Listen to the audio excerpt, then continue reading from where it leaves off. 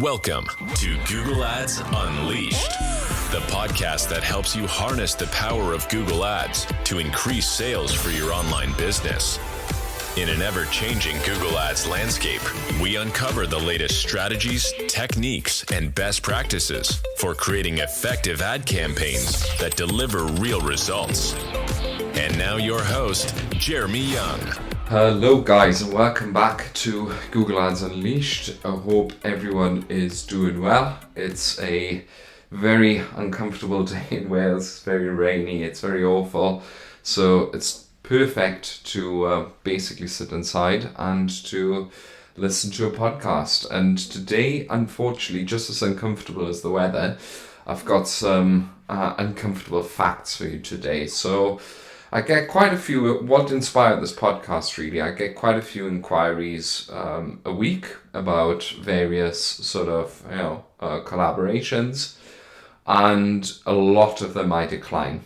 All right, so often it is, I can just tell it's either just not a good fit or the business is not big enough, etc., etc. But very often there are certain uncomfortable truths which apply where Google Ads is just not the right channel for you. And today I want to go through 6 of those uncomfortable truths to share with you to sort of just ascertain whether you might be wasting your time with Google. So that's really important to hear as well, right? Like, we often don't like to hear negative things or something like that, but I always find it's more important in life to understand what doesn't work than to understand what does work, because then that gives you more focus on understanding what does work, right? Like, if you can exclude all the eliminate all the other options, then double down on what already works for you. So, and a lot of people are trying to get Google Ads to work for them, and it's just at maybe that stage, not the right lever. So the first truth I want to start with is simply that Google Ads won't work for everyone. So there's many reasons for that, right? So for instance, one reason could be lack of search volume. Simple as that. If no one's looking for your product, you're going to have a really, really, really hard time making this channel work for you, okay? So this is something that you'll have to just consider in your journey. If there's no search volume, then you're going to struggle to actually generate any impressions, generate clicks, and then it's just one of them things. I had a client many years ago, I think I told this story on the podcast already, who came to me with a crazy cool product, amazing, and we tried to run Google Ads, and then halfway through the journey I've realized, this guy doesn't actually have search volume. His product is not sought after. So I dug that hole for myself. So this is just one of them sort of instances where you have to admit it's not for you. Then within that umbrella is also sometimes you just don't have the expertise, right? So Google is really difficult to work. I would actually argue it's more difficult than Meta in many ways, and before anyone sort of goes nuts about this, it's just because you have so many levers to pull within the Google Ads platform compared to Meta. It's really difficult to make creatives and all that, don't get me wrong, and to do good marketing, but generally speaking it's just a very technical platform, so it just won't work for you if you're not willing to put the time in and not willing to put the effort in to learn it. And also, it's not going to work for you if you have no budget. Simple as that. I get so many requests where, I've got maybe 500 quid a month. Can we do something with that? No, you can't, right? Simple as that. 500 quid is not enough to turn the needle in any sort of way. Because just think about it, right? If let's say you sell a product for £50, yeah? And even if with healthy acquisition costs, yeah, let's say of 20 quid or something like that, you can only have something like 20 conversions plus 25 conversions a month. Yeah, that's not enough for the algorithm to learn. You need 25 conversions a week, a day, ideally, right? So if you just don't have enough budget, then at the moment it's just not for you and it just won't work for you. Then the second thing that's an uncomfortable truth is that Google Ads is not a magic fix for a shit product or service. I think this is universally applicable to any marketing channel really, but specifically Google, it can't be more the case. And the reason for that is that, let's say for instance you have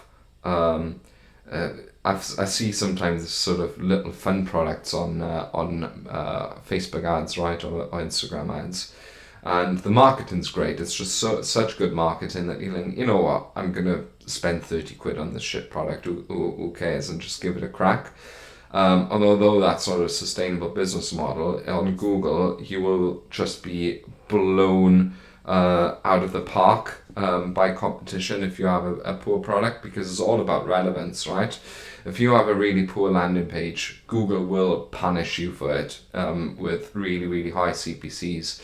With methods, not that, well, you will get punished as well, but it's not as big of a factor. And on Google, it's just punitive, right? So if you have a poor product or service, you just will not be able to service. And it's not just about the landing page, but it's also about other two factors, such as price. Let's say a competitor sells, even if you are the best, like we've got a very, very big client at the moment who sells a supplement product, and it costs over £100 a month, right? It's really expensive. And they are the market leader. They are literally dominating the market. They are the first person to have come up with the product. But we're really struggling against a competitor who's selling the same product for less than a third of the price, right? Simple as that. There's nothing you can do there. We cannot pull any lever or fix the issue, the matter, the fact that the competitor sells it for a third or less of the price. And Google's a price comparison engine, right? So if you, to a certain extent, you can have a price elasticity with your brand, but if your product's too expensive, that's it. It's not going to work. So I'm not advocating to be the cheapest product, but I'm advocating for having a reasonably priced product, or at least an introductory offer or introductory product which is reasonably priced, okay? Then the last thing, which sort of goes hand in hand with price, is that you just don't have enough margin. In the end, as with any other sort of marketing discipline, whoever can pay most to acquire a new customer will win the customer. And if you don't have enough margins, if you constantly have razor thin margins, I'm advising a friend at the moment who has a Google Ads client, and he sells trailers for cars, and his margins are like 10-15% or something like that. You can't put marketing spend in your campaigns if your margins are 10%. How's that going to work? You need a ROAS of 12, 13, 14.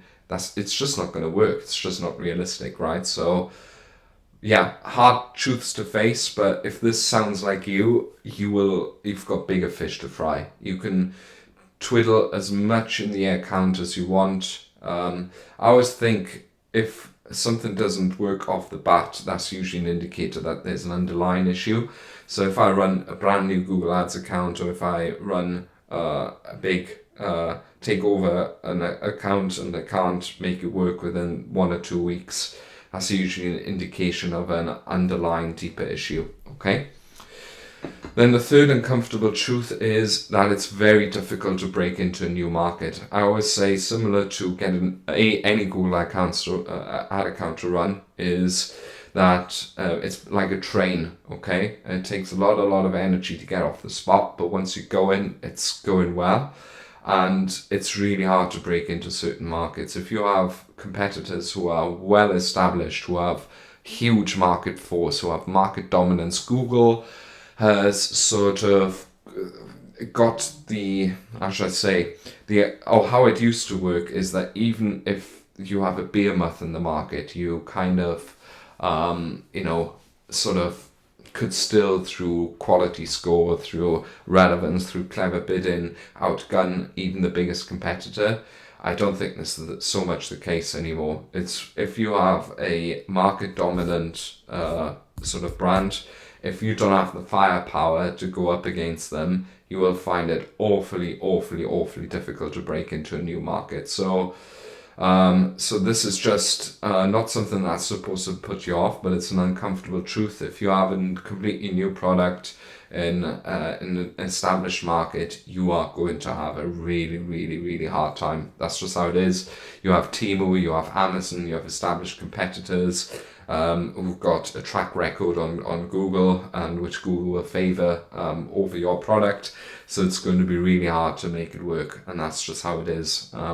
So don't be put off by that, but listen to all of the other uncomfortable truths, and if that's the only one that's stopping you, then don't be put off. But you need enough budget and you need enough firepower to break into a new market, and that's just how it is. Then the next thing is Google itself and Google reps are not your friend, okay? The entire platform is geared towards making you spend more money and to make Google as much money as possible, and not you. All of the recommendations in the platform or the default settings are always set to making Google the most money and to increase ad wastage, because that's what it is, right? Ad wastage. The more waste you put into your ads, the more Google earns.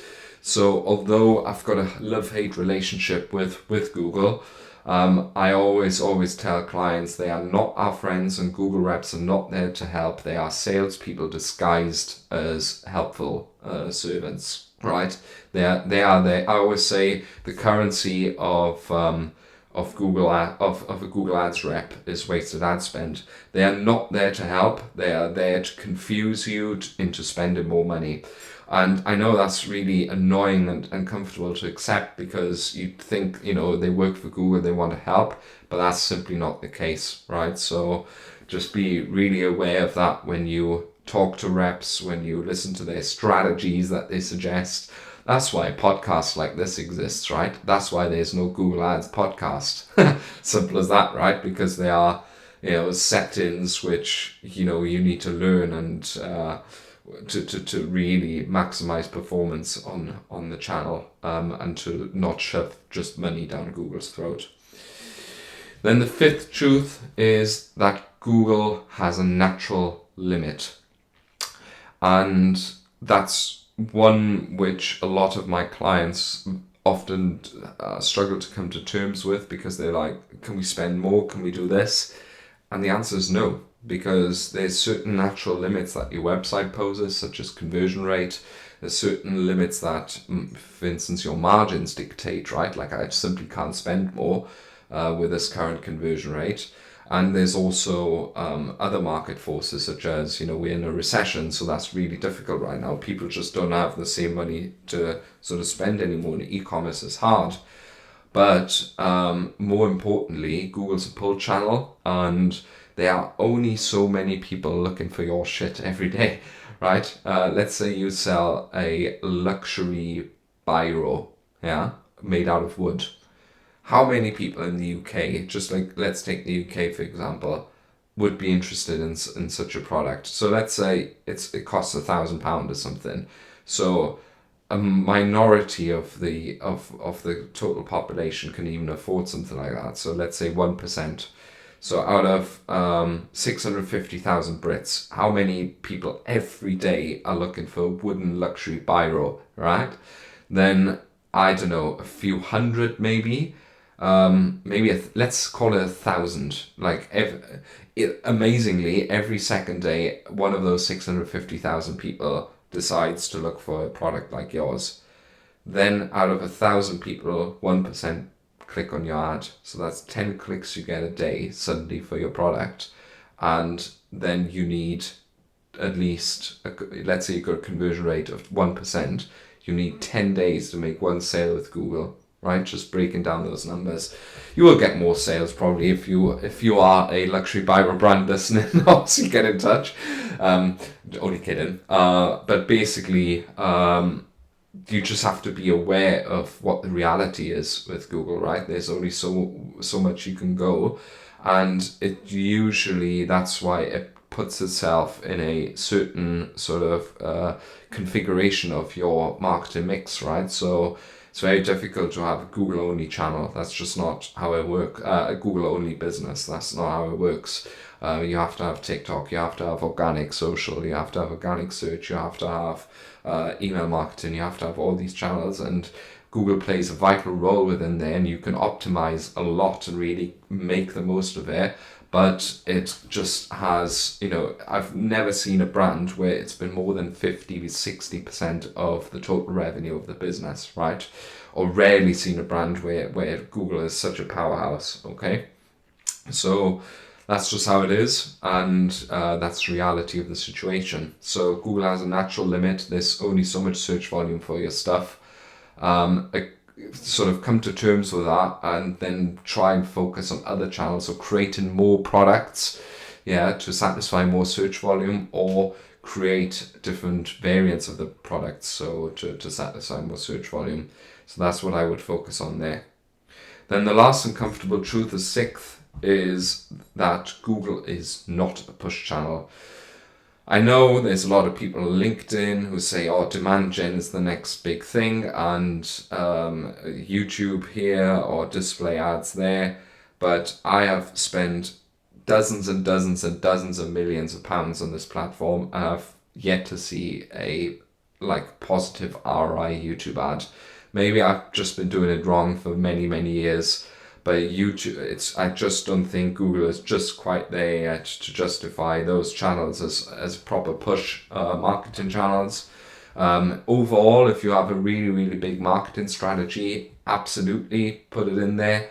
But always be aware that it's a demand creating channel side of the Google cosmos, and not necessarily a performance marketing direct response sort of side of Google, and you will just never really make push channels work as well as you do on, let's say, Meta or TikTok or other channels, which are much more geared towards it. I've got other episodes about YouTube and about the role of the various channels that are available in the Google cosmos, but this is not here. But the reality is Google is a pull channel. Focus on search, focus on shopping. That's where the money lies. If you want more tips like that, or if you feel like this has been a bit of a bummer episode, maybe it has, but that's what helps, right? Sometimes people, I think no one's ever been said, what you're doing is great, keep going, and really grew from that feedback. So if any of this hit a nerve, maybe hit me up. We can chat about how to fix some of these, okay? Simply connect on LinkedIn, send me an email at jeremy@youngdigital.marketing, or head to the website and leave an inquiry. Subscribe and leave a review. That would really help out. Otherwise, I'll see you in the next episode, and thank you very much. Thank you for listening to Google Ads Unleashed. Be sure to subscribe wherever you heard this podcast so you never miss a future episode. If you found value in today's podcast, please share it with others and leave a rating and a review. For more information or to connect with Jeremy, check him out online at www.younganddigital.marketing. Thanks again for tuning in, and we'll see you next time.